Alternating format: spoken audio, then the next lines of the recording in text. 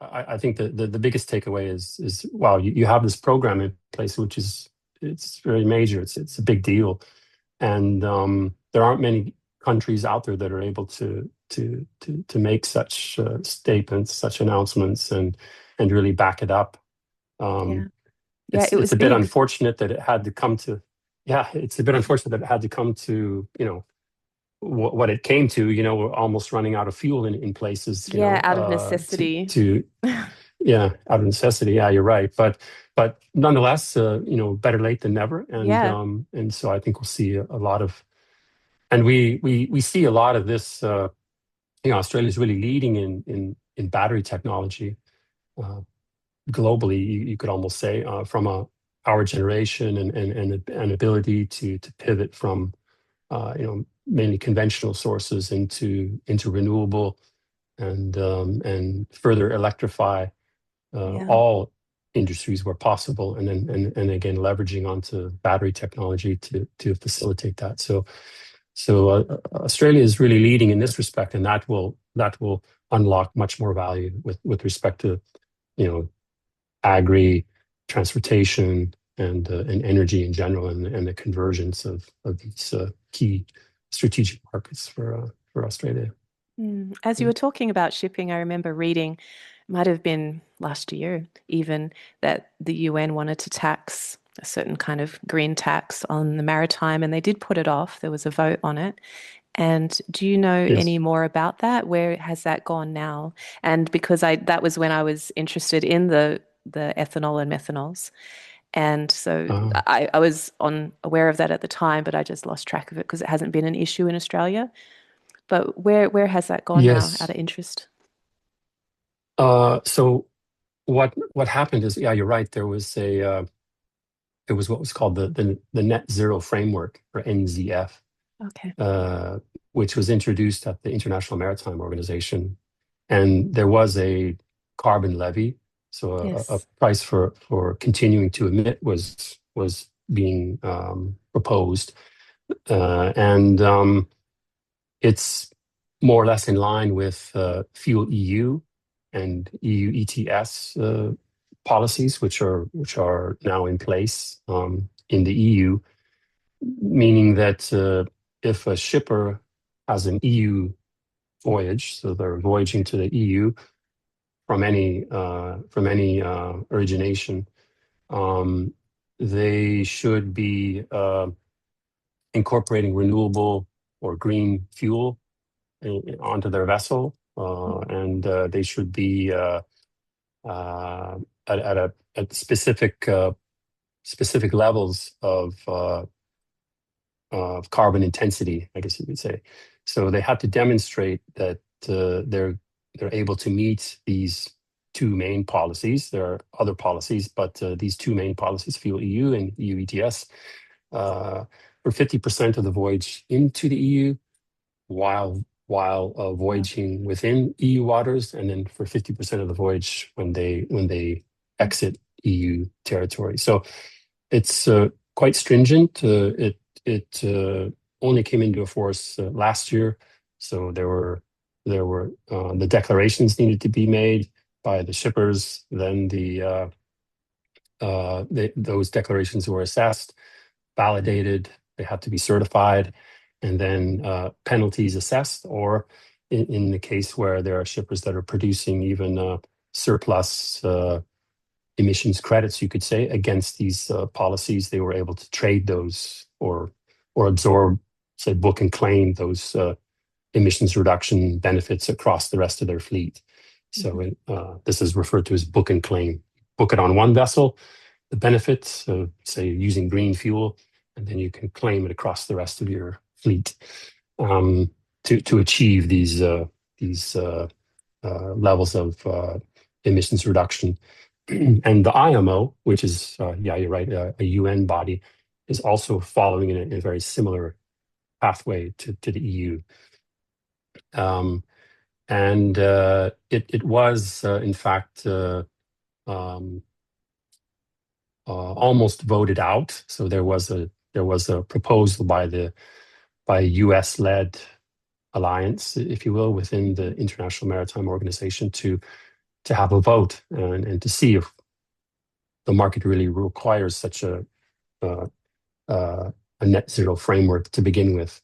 Maybe we don't need it. Maybe we don't need any of these renewable fuels at all.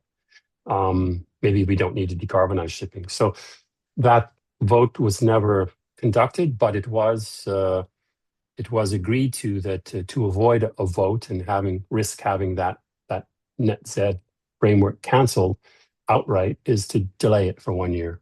So that was in October, and now we're approaching what's referred to as the special extraordinary session number 2, which is coming up this fall, where they will again revisit, after delaying it for 1 year, the discussion around whether we should adopt a net Z framework or not. So again, it will be similar in nature to what the Fuel EU or what the EU has in place vis-a-vis the Fuel EU and EU ETS mechanisms right now. So it's a very very pretentious time right now in shipping markets because we're in a very gray area. We don't know, we don't have this visibility over whether or not there will be a net zero framework adopted as it was supposed to be this year or next year. But it looks likely that it may be delayed, and we're not sure again as to what the eventual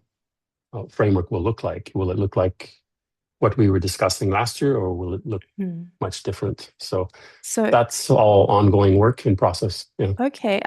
Just on that, has there been much campaigning either way for this? Because it's a very big thing, and I imagine there's a lot of vested interests, a lot of money involved. So what's the campaigning been like on both sides? Well, it's very tense, as just as in other industries and in other geopolitical discussions, ongoing globally. This is no less, and it will have a huge impact on everything, from the price of fuels that are being transported globally. So the shipping market, for example, is a very big industry. 90% of all trade is moved by ocean-going vessels. Wow, that's huge. I Globally. had So no idea. yeah, so it has major impact. So any price change of the fuel that the shippers have to pay, goes right to the bottom line. It's right to the customers. Traditionally it hasn't. Yeah, it should be. So that's so with these new fuels, cleaner fuels, they're of course much more expensive, and with respect to fines that potentially could be levied on shippers for continuing to emit using dirtier fuels, there's a lot of the market is split about 50-50. 50% of the market globally supports such an initiative. The other 50% doesn't want it, and you can understand on which side of that fence the 50 and the 50 sit. Yeah. So in shipping, we 40% of the fuel that's consumed even is, and we consume about 300 million tons of fuel oil per annum. So 40% of that amount is used just to transport hydrocarbons and hydrocarbon products around the world in tankers mainly. And then there's of course a large portion that is used for container ships, that is used more to transport goods, for cargo owners, on behalf of cargo owners, for consumers like yourself or myself. So there isn't a lot of support from the traditional energy players, I would say, to support such an initiative, whereas perhaps from the cargo owner's perspective, regarding more consumer goods and trade in general on the liner side of the business, there's a little more incentive, and there's a little more ability even to transfer some of those premiums for the fuel to the end users. Do you think Again, it'll yourself, myself. Sorry. Yeah, sorry. I was just going to say, do you think it'll harm some of the businesses? Do you think everyone, the shipping businesses, do you think they'll survive, or do you think it'll cut off some of the businesses? Do you think they'll struggle to keep up and comply? Yes, you can already see Yeah. some consolidation in certain shipping circles. So it's already having an impact, I would say, and it will have further impact. So yeah, there are, for shippers, there are some that have a stronger balance sheet that can introduce more efficiency measures and operate their vessels more efficiently, saving fuel in the process and avoiding, any penalties, for example.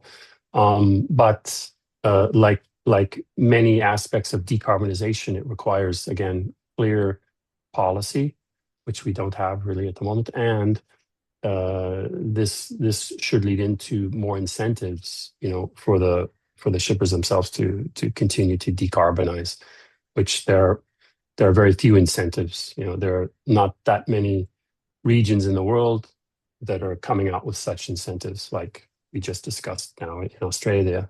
So where those incentives are prevalent and where the Hmm. policy is aligned with those incentives, then you will see the formation of what's referred to as green corridors, or these Okay.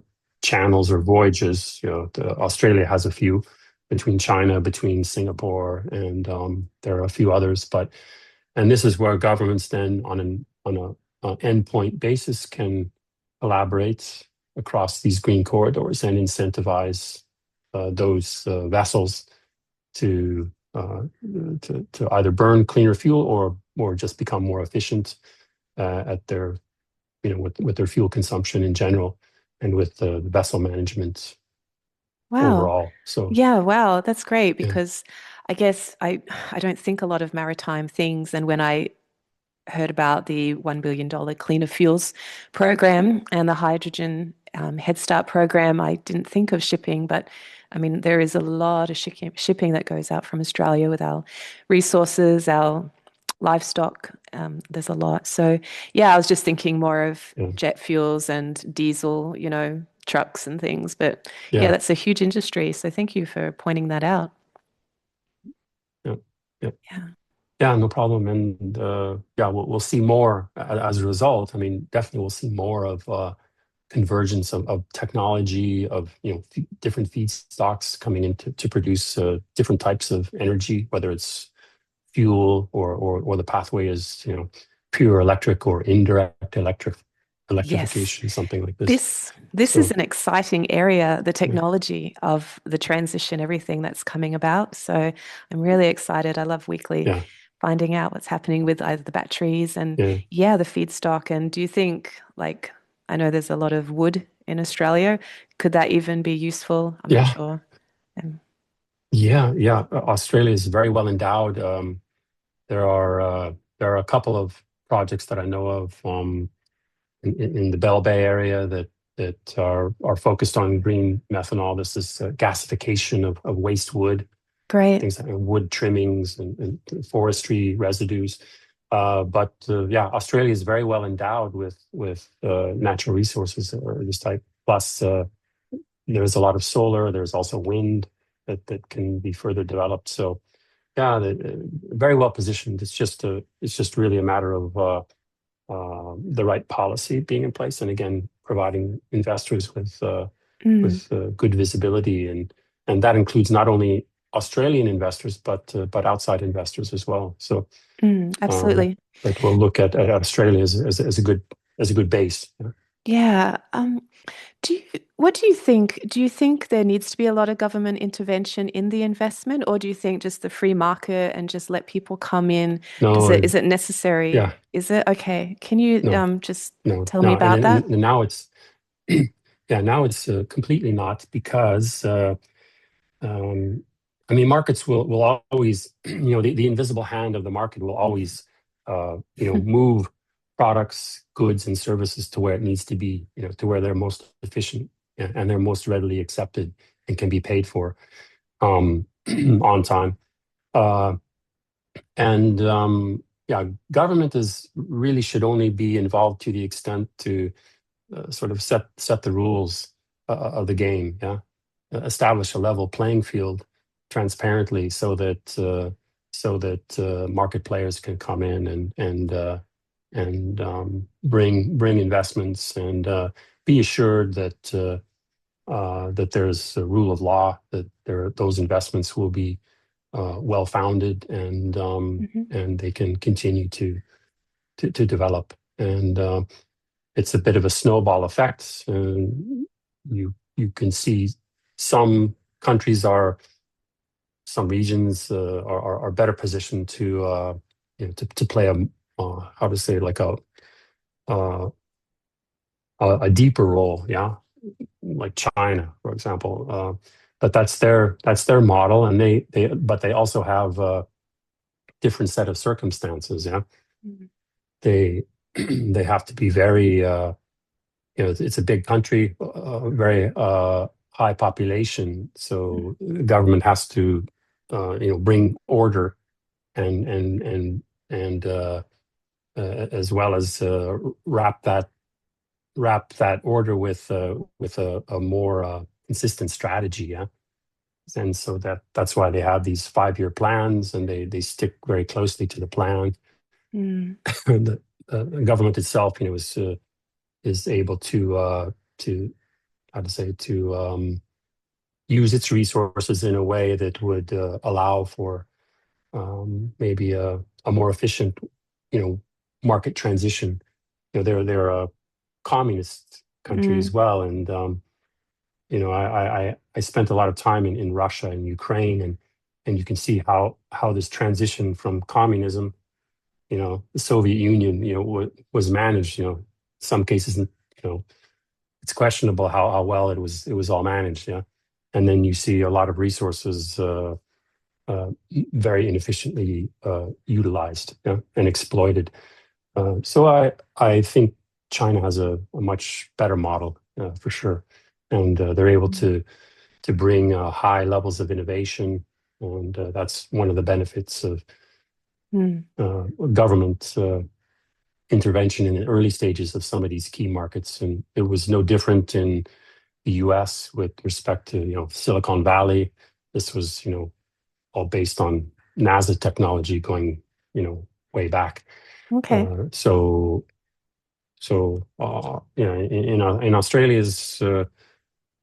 Australia's position, I think certainly government has a role to play, but it shouldn't be the deciding,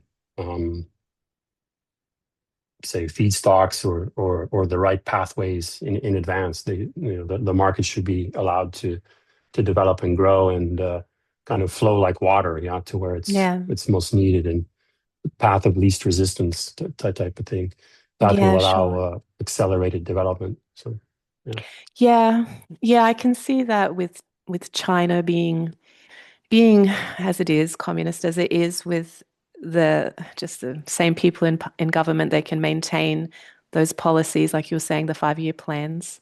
Whereas, many our Western nations, we swap every 3 or 4 years governments, and sometimes opposite sides of government, so that changes policy a lot, like what happened in America with Biden being very open and receptive to renewables, and then the Trump administration being, as I mentioned earlier, being off on the wind and the solar. So yeah, I know, like in Australia, we don't have an open market. I know we have nuclear that's been banned, I suppose, so we don't have a full open market, and the government has a strong intervention in Australian, really directing one particular focus. I feel it's a bit myopic. I'd prefer a more balanced portfolio for energy security, but we'll see what happens. Yeah, I mean, and like I say, maybe it's, if there's a silver lining in Mhm. any of the current geopolitics storm, it's much more than a black swan. That is that it is forcing, governments, to make the right decisions, and Yes. now at the right time, So Yes. before, Yes. many politicians were just content to just sit in their elected or maybe even or appointed seat and just, you know, do as little as possible, basically, Yeah. just to keep the ball rolling, and that's not what many countries need right now, and not what many consumers appreciate right now. They need real action from their governments.